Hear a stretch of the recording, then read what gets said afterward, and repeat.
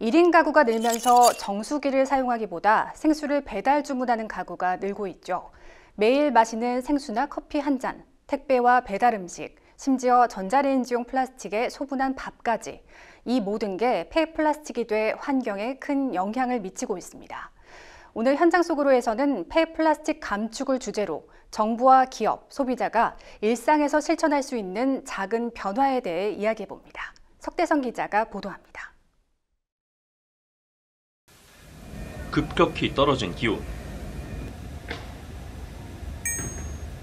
하지만 한국인의 아이스 커피 사랑은 아무도 막지 못합니다.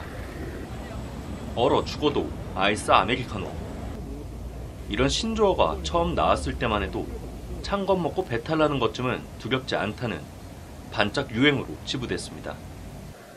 그러나 최근 스타벅스가 발표한 냉음료 판매 비율은 77%. 겨울철에도 10명 중 적어도 7명은 찬 음료를 마시는 겁니다. 폴바셋도 마찬가지인데요. 지난 겨울에도 10명 중 6명은 찬 음료를 선택했습니다. 그만큼 플라스틱 사용량도 늘어나겠죠. 한국인 1인당 연간 플라스틱 배출량은 102kg, 500ml 생수병 8,500개 수준입니다. 이 가운데 재활용되는 플라스틱은 절반 정도에 그칩니다. 코끼리 상아를 쓰던 당구공에 대체품을 찾다가 발견한 물질. 가볍고 강하면서 녹슬지 않고 대량 생산이 가능하고 기존에 쓰던 금속이나 나무, 유리, 도자기, 가죽, 뼈, 종이, 면 같은 재료보다 효율적입니다.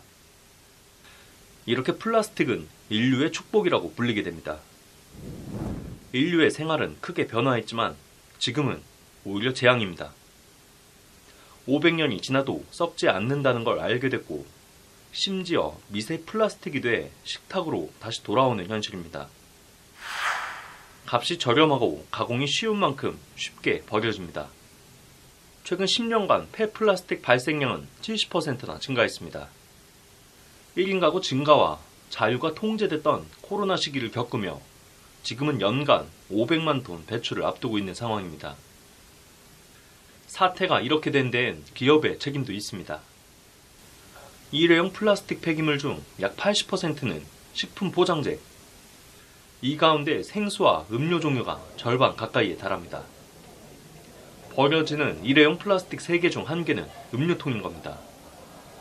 한 환경기구 보고서에 따르면 일회용 플라스틱 배출량이 가장 높은 음료업체는 3년 연속 롯데 칠성음료, 이어 농심, 삼다수를 생산하는 제주도 개발공사, 코카콜라 등으로 집계됩니다. 상위 5개 기업의 배출량은 전체의 30%를 차지합니다. 그리고 플라스틱은 예상하지 못한 부분에서도 나옵니다. 음반 시장을 선도하고 있는 하이브에서 지난 한 해 배출된 플라스틱은 무려 1,400여 톤. 이런 문제는 올해 국정감사에서도 지적받았는데요. 앨범 생산과 사진카드, 각종 특별 전시회, 팬사인회 등을 통해 과소비를 조장하는 기획사의 마케팅이 환경 오염을 초래하고 있다는 쓴소리를 들었습니다. 초경량 플라스틱으로 ESG 경영에 나서겠다 음료업계, 식품업계와 배달업계, 그리고 대형 카페도 플라스틱 줄이기 동참을 공언했지만 기후단체는 의구심을 표합니다. 생산하는데 5초, 쓰는데 5분, 분해하는데 500년. 평범한 소비생활 속에서 지구와 환경을 지키겠다는 몸부림이 그 어느 때보다 절실한 시기입니다. 법률방송 석대성입니다. 네, 보도한 석대성 기자와 이야기 더 해보겠습니다. 석 기자, 플라스틱을 줄여야 한다는 문제의식, 소비자도 다 알고 있다고요? 그렇습니다. 앞서 보셨듯이 플라스틱 사용량은 해마다 증가하고 있는데요. 폐플라스틱 증가 속도가 빨라지고 있는 건 역시 도심 지역이겠죠. 특히 서울은 폐플라스틱 발생 증가 속도가 굉장히 빠른데요. 조사에 따르면 서울 시민 10명 중 9명은 플라스틱 사용을 줄여야 한다고 답했습니다. 폐플라스틱이 가장 많이 배출된다고 느끼는 장소로는 카페와 식당, 그리고 콘서트장이나 운동장 등 체육시설, 편의점이나 백화점 등 쇼핑 공간 등을 꼽았습니다. 네, 폐 플라스틱으로 인한 환경 오염, 이를 해결하기 위한 소비자들의 의지도 있어 보입니다. 그런데 버려지는 플라스틱은 계속해서 늘고 있죠. 그 연구조사 응답자의 절반 정도는 분리해서 배출하기 어려운 제품이 많다 이렇게 답을 했는데요. 폐플라스틱 분리 배출 방법을 모른다고 답한 사람들보다 훨씬 많았습니다. 그만큼 제품을 판매하는 측의 책임도 있겠죠. 전문가들은 폐플라스틱 관리 체계는 배출과 수거, 선별, 재활용 등 행위, 관리 주체가 다르다면서도 서로 연계된 구조이기 때문에 생산, 유통 단계도 고려해야 한다 이렇게 말을 하고 있습니다. 네, 기업도 개선하려는 의지는 있어 보여요. 그렇습니다. 그 오염 유발자 비판을 받는 롯데칠성은 페트병 무게를 줄인 경량 생수를 출시를 했고요. 스타벅스도 플라스틱을 최대 20% 줄인 새 일회용 컵을 도입했습니다. 개발에만 4년이 걸렸다 이렇게 대대적으로 홍보를 했는데 현재까지 미국, 캐나다 등에서만 사용 중이고요. 배달 서비스 업체를 운영하고 있는 우아한 형제들도 탈플라스틱 운동에 참여했습니다. 그런데 환경단체는 이들이 경량화, 라벨 없는 음료 출시 등을 통해 엄청난 양의 플라스틱을 절감하고 있는 것처럼 말하지만 실상은 절감한 양보다 매년 더 많은 양의 플라스틱을 사용하고 있다고 비판하고 있는데요. 절감량을 강조해 눈속임하고 실제 플라스틱 사용량은 늘었거나 밝히지 않고 있다는 겁니다. 지속 가능한 해결책을 도입하려는 노력은 절대적으로 부족하다는 게 업계의 설명입니다.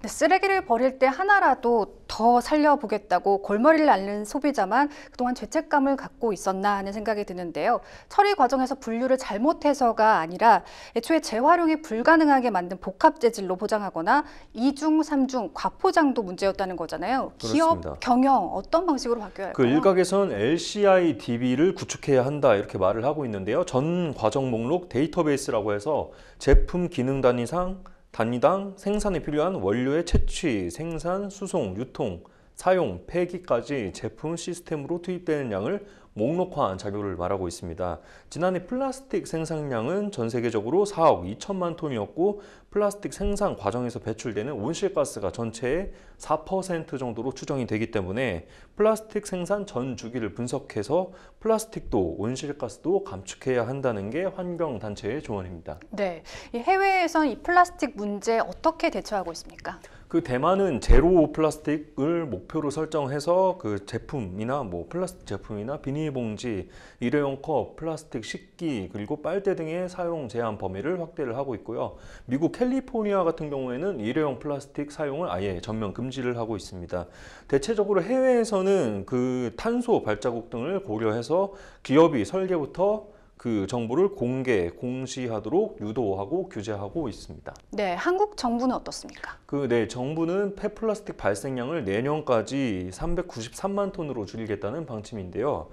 현재 플라스틱 배달 용기의 폐기물 처리에 대한 법규를 정립하고 플라스틱 발생 저감과 재활용을 위한 다양한 정책을 펼치고 있는 중입니다. 자원순환기본법, 폐기물관리법, 자원재활용법과 같은 관리 법규를 개정, 추진하거나 입법해서 플라스틱 배달 쓰레기를 억제하고 그리고 재활용을 촉진할 수 있도록 주도하고 있는데요. 자원순환 기본계획을 수립해 재활용 기술 개발을 위한 사업도 추진을 하고 있고요. 사용한 생활용 폐플라스틱을 다시 원료로 쓰는 등 재활용률을 높이려는 전략도 내놓고 있습니다. 무엇보다 소비자의 사용 습관도 중요하겠죠. 소비자가 스스로 친환경 생활을 실천할 수 있도록 다회용기 이용, 그리고 리필 스테이션과 고품질 재활용품 배출 등 실적 항목을 지정해 참여기업과 함께 탄소 중립 포인트, 녹색 생활 실천 제도 역시 마련하고 있습니다. 네, 플라스틱 오염을 없애기 위한 전 세계인의 위대한 여정이 이제 본격적으로 시작될 때인 것 같습니다. 오늘 여기까지 듣겠습니다.